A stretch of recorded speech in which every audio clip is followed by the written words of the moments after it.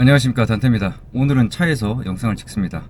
왜 그러냐면은 차를 운전을 하면서 다니다 보면은 운전하는 시간은 많은데 그 시간이 너무 아까운 것 같아요. 운전만 하고 다른 건 하는 게 없어서. 그래서 앞으로는 차에서 좀 영상을 많이 찍을까 그런 생각을 갖고 있습니다. 오늘은 셔츠에 대한 얘기입니다. 일단 첫 번째로 그 유홈핏 셔츠 같은 경우가 보통 일반적인 맞춤 셔츠보다 좀 가격대가 있죠. 예, 다른 것들은 어떻게 보면은 자켓 아니면 팬츠 아니면 코트 이런 것들은 다른 데에 비해서 조금 저렴한 편일 겁니다. 왜 그러냐면 일반적으로 업계에서 생각하는 어떤 마진에 비해서는 제가 좀 덜 받습니다. 물론 초창기 유호 온핏 같은 경우는 훨씬 덜 받았죠. 그렇게 운영하니까 노답이더라고요. 그래서 이제 마진을 조금 올려서 지금은 적정하다라고 생각하는 수준으로 이렇게 올렸는데, 그런다 하더라도 업계의 최소 마진보다는 좀 덜 받기 때문에 조금은 저렴한 편입니다. 그런데 이상하게 셔츠는 다른 데보다 비싸단 말이에요. 그 왜 그러냐? 일단은 셔츠의 가격을 보면은 일단은 원단이 있고요. 그 다음에 공인비가 있습니다. 일단은 원단 같은 경우는 제가 쓰는 원단이 좀 괜찮은 원단을 씁니다. 물론 이제 괜찮은 원단이라고 해도 정말 셔츠도 원단이 많습니다. 근데 제가 주로 쓰는 원단은 이제 밀레타고요. 이거는 체코 원단입니다. 그 외에 알비니, 깡클리니, 토마스, 메이슨 여러 브랜드가 있어요. 근데 그런 원단은 제가 왜 안 쓰느냐?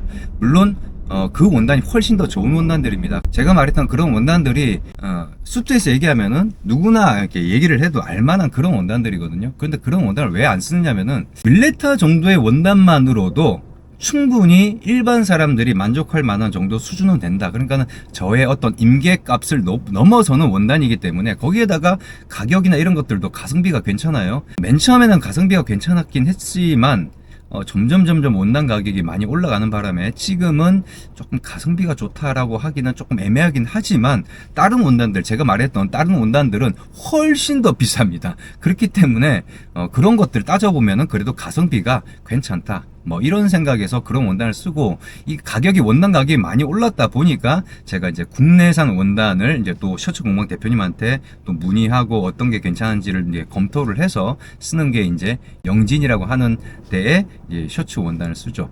그래서 영진의 셔츠 원단으로 이렇게 제작을 하면은 예전에 밀레타 초창기의 가격하고 비슷하게 나옵니다. 그러니까 8, 9만원, 9만원 정도로 생각을 하시면 되고, 보통 밀레타를 쓰면은 보통 한 15만원, 16만원 요 정도 이렇게 선에서, 모르겠네요. 지금 최근에 또 원단 가격이 올라서 어떻게 됐는지. 보통 맞춤 정장점에서 이렇게 보면은 1+1에 아니면은 정장 맞추면 셔츠 그냥 끼워주고, 이런 거하고는 조금은 좀 다르다라는 부분을 좀 얘기를 좀 드리고 싶어요. 두 번째 이제 공인비인데, 공인비는 아시다시피 드림팩토리라고 하는 국내에서 최고 공방을 씁니다. 제일 비싸죠. 그러다 보니까 공인비가 좀 비싼 편입니다. 대신 옵션도 많고요. 그 다음에 제작이 안 되는 어떤 셔츠는 거의 없다고 보시면 됩니다.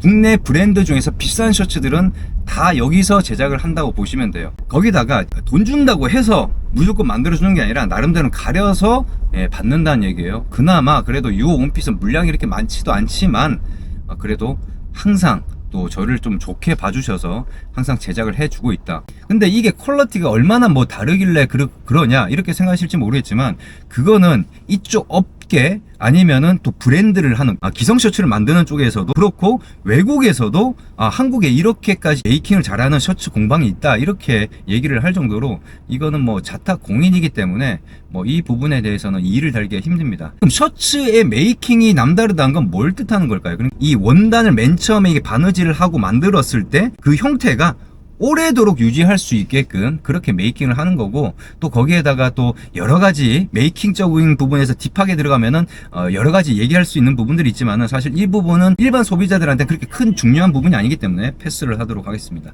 그래서 일단 다른 부분이 있다. 그 다음에 이 셔츠 가격이 그럼 적정한가 이렇게 생각하실지 모르겠는데, 한 가지 재밌는 얘기를 해드릴게요. 여러분들이 많이 입는 셔츠들 중에서 폴로 있죠. 랄프 로렌 폴로. 그래서 제가 이제 폴로 매장에 가서 이 셔츠들, 옥스포드 셔츠가 유명하니까 옥스포드 셔츠들을 이렇게 탭을 보면은 원단 구성 재질이 나오잖아요. 그 재질도 보고, 그 다음에 촉감도 만져보고, 두께도 보고, 이런 것들 보고, 대충 그 느낌을 가지고 제 나름대로는 그런 원단을 구하려고 했어요. 저는 지금 제가 갖고 있는 번치로는 그런 원단이 없습니다. 왜 없냐? 그거보다 훨씬 다 좋기 때문에 부들부들하고 킬도 가늘고, 이 면도 이게 수가 있거든요. 이게 번수라고 부르진 않지만 수가 있어요. 그래서 뭐 예를 들어서 수가 높을수록 더 가늘고 부들부들하고 좋은 실이 되는 겁니다.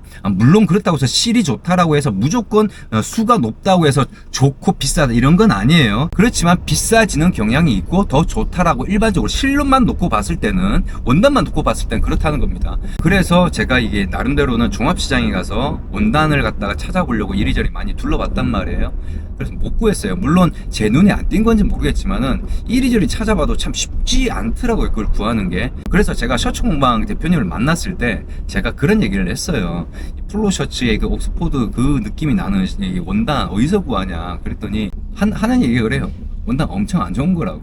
그러니까 저희가 다루고 있는 원단들 자체가 다 어느 정도 고급 원단이다 보니까, 아무리 좀 뭐랄까 저희 쪽에서는 좀 저렴한 원단이라 하더라도 기본적으로 좋은 재질의 원단들을 쓰다 보니까 그런 원단은 찾기가 쉽지 않은 그런 부분이 있습니다. 근데 랄프로렌 폴로 셔츠가 보통 17만원 하지 않나요?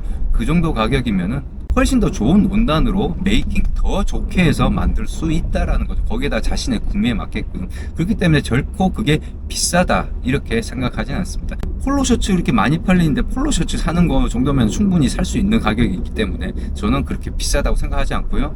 그 다음에 뭐 마진을 제가 뭐 폭리를 취하고 이런 것도 아니고, 저는 항상 적절한 마진만 남기기 때문에, 그래서 그런 부분은 좀 의심 안 하셨으면 좋겠습니다. 그러니까 이게 셔츠가 비싼 이유는 원단과 공인비 때문에 그런 것이지, 제가 뭐 마진을 많이 챙기고 폭리를 취한다, 사실은 셔츠 한 벌 만들어봤자 저한테 남는 거 별로 없습니다. 근데 웃긴 게 뭐냐면요, 이런 게 있어요. 예를 들어서 원단만 봤을 때 제가 다루는 원단들이 좋다라고 이렇게 말씀을 드렸지 않습니까?